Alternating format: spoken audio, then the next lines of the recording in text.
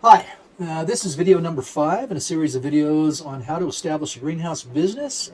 This is going to talk about kind of a wrap-up. Wanted to be able to talk about some projected changes in prices, some recommendations in terms of how we can work as a community and a team to develop a product that really meets customer needs. As a side note, I wanted to point out something I think that's interesting. So gold 1 ounce bars. Today's spot price for gold troy ounce bars was $2,730 for spot price. It's not the cost of the bars. You always have to add a $150 mini fee or so. That's up from about $2,000 in February. So what this emphasizes is a rapid increase in gold beyond anything on the S&P 500. You've seen huge increases, which seems to suggest the general market trend for inflationary period for the U.S. dollar. And I think that's in line, I think, with what a lot of us believe. Trump's election, even if Biden or Kamala had gained the platform for the presidency, no matter who's in the presidency, what you can guarantee is that tariffs are going to increase. Trump's proposal is about 60%. And the reason I bring that up is if you look at the scalar here, so this is something we discussed in past videos, this 1.52, it's basically the scalar or the multiplier of what you apply to the actual Chinese costs to give you your final cost. Okay, so you basically, if you have $1,000 of product, you multiply it by about 1.52, that covers your transportation, your tariffs, and other fees. The proposed tariff is going to be running from about 25%, that so-called Trump tariff, up to about 60%. So, and additionally, the original 2.9% applying for buildings, things like that, that's going to go up as well. So you can assume that the scalar is going to go up to 1.9. So that's probably going to take place, I'm guessing, mid-year 2025. So what that tells you is right now prices are going to be lower than they are in 6 months. That's item number 1. Item number 2 you need to consider is in China, something else that's going to cause higher prices is going to occur. Right now, China really incentivizes exports. And this applies not just to aluminum. If you look up the products affected by this, it also includes plastics. So both plastics and aluminums will be affected by this. This is going to affect these greenhouse orders. What it is China has an across-the-board export rebate. So you're incentivized through the tax system in China to export. And that's going away. Now, I don't know why. There's 1,000 reasons why that might be the case. So the point is you have this interesting scenario.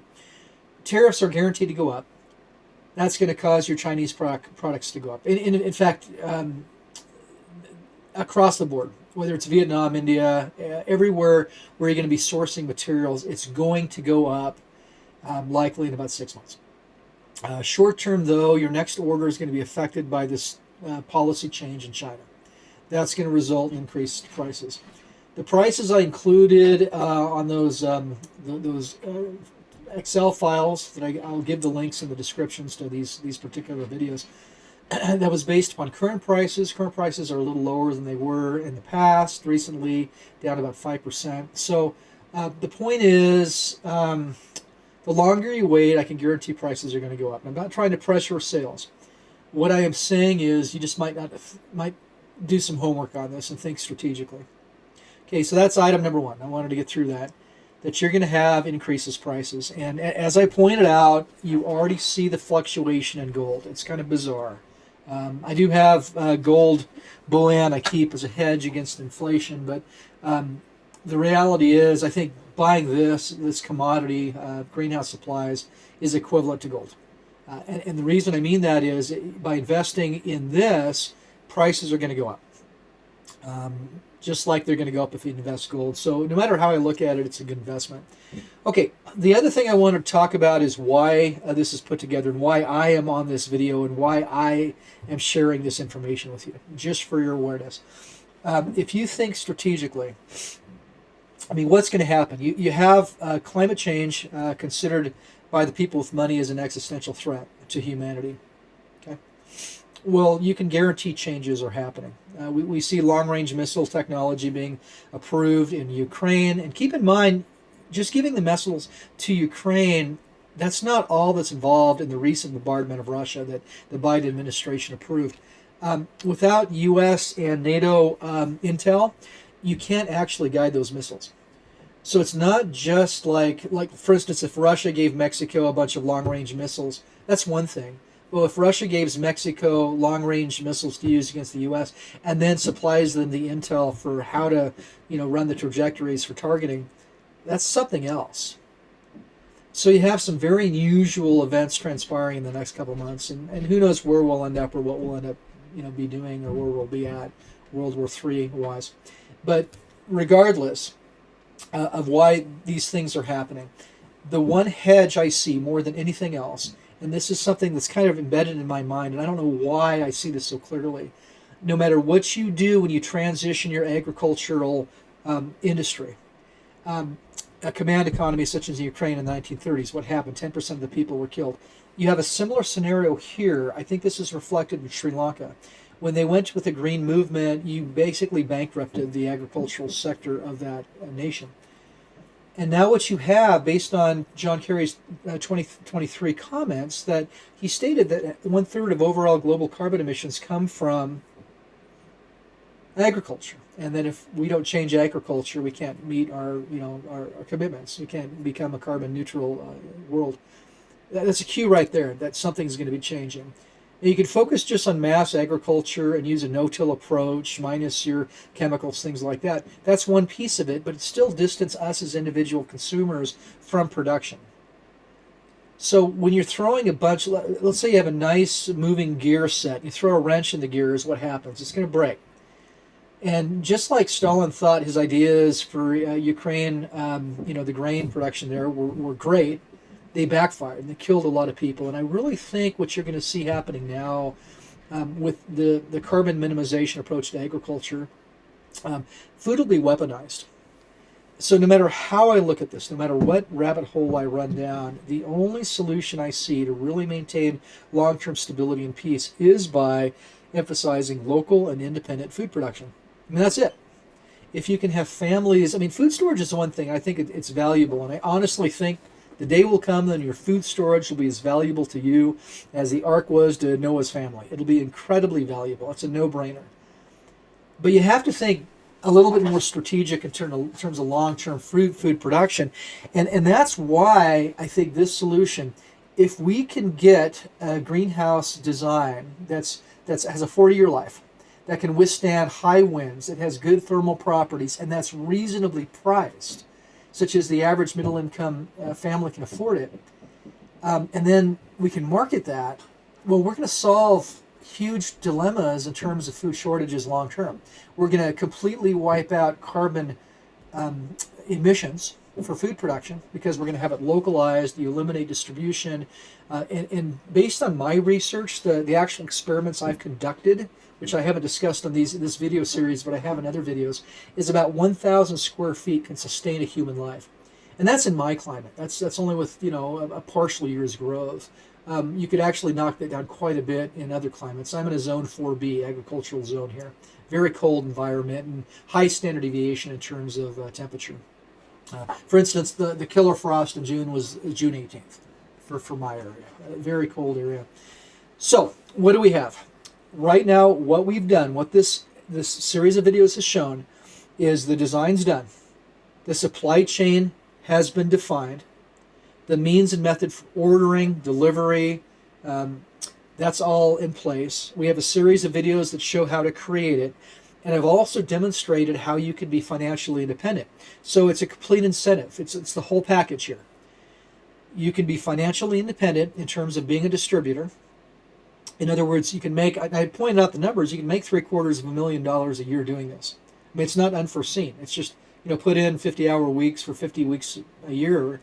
The numbers work out. You could actually make, let's say it's half that, a $300,000 per year income, easily achievable through this method. And he asked me, Russ, well, why don't you do it? Well, I'm 55, and my wife says I'm too old.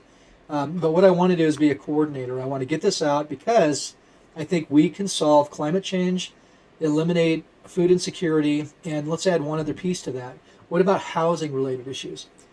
If you can catch sunlight and store it. CatchSunlight.com. That's the precursor. That's the foundation for where that name came from. If you can catch sunlight and convert that energy transfer it into thermal mass, so it re-radiates overnight, so you can have a comfortable environment in a greenhouse, well, you've solved a big piece of housing insecurity.